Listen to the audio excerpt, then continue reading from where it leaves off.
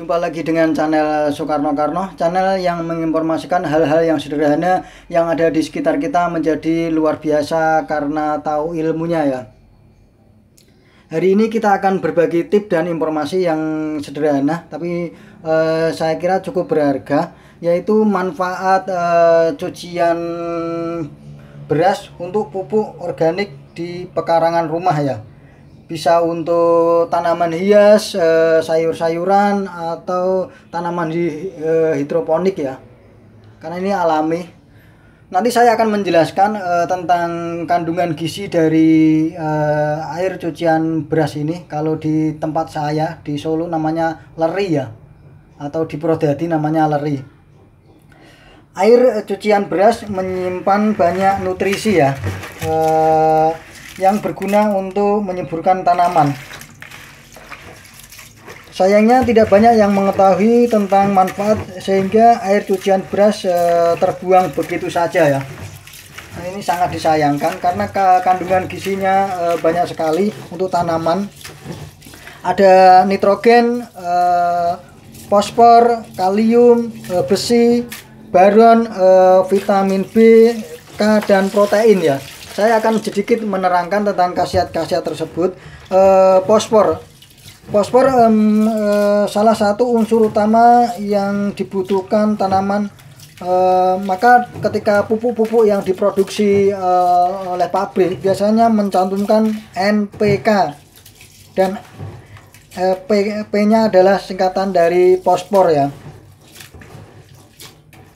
Sedangkan kegunaan fosfor itu berperan dalam memacu pertumbuhan akar dan pembentukan sistem perakaran yang baik pada awal-awal tanaman ya.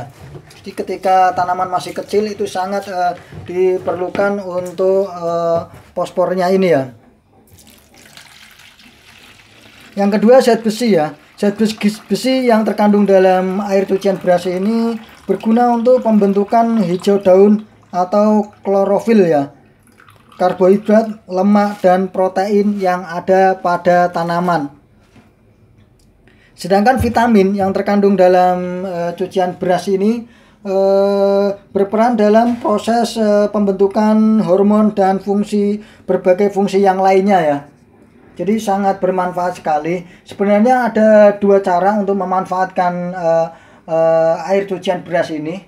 Yang pertama, langsung diimplementasikan untuk penyiraman pada tanaman. Yang kedua, di fermentasi ya. Tapi untuk fermentasi ini membutuhkan proses yang lebih panjang, mungkin sekitar 3 sampai 1 minggu, 3 hari sampai 1 minggu baru terjadi fermentasi yang sempurna. Jadi proses implementasi penggunaan air cucian beras ini langsung bisa kita siramkan. Usahakan tidak kena daun, karena nanti juga akan terjadi bintik-bintik putih, tapi sebenarnya tidak berbahaya. Tapi untuk tanaman hias seperti ini akan kelihatan jelek nantinya. Dan seperti ini bisa dilakukan seminggu sekali ya. Ini untuk mengambil manfaat dari fosfor, zat besi, vitamin, kalium, besi, dan nitrogen ya, yang terdapat pada air cucian beras. Sayang sekali kalau ini tidak dimanfaatkan. Nah, ini tanaman ini akan subur ya. Untuk pemakaian saya sarankan menurut beberapa pakar itu seminggu sekali cukup ya. Jadi tidak usah sering-sering. Ini bisa diimplementasikan pada semua jenis tanaman, baik tanaman keras, tanaman buah, tanaman hias, tanaman sayuran ya.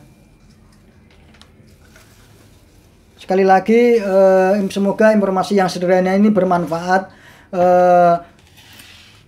Banyak yang tidak tahu, sekarang menjadi tahu. Saya harapkan bisa memanfaatkan air cucian beras yang gratis ini untuk kita manfaatkan untuk pupuk tanaman.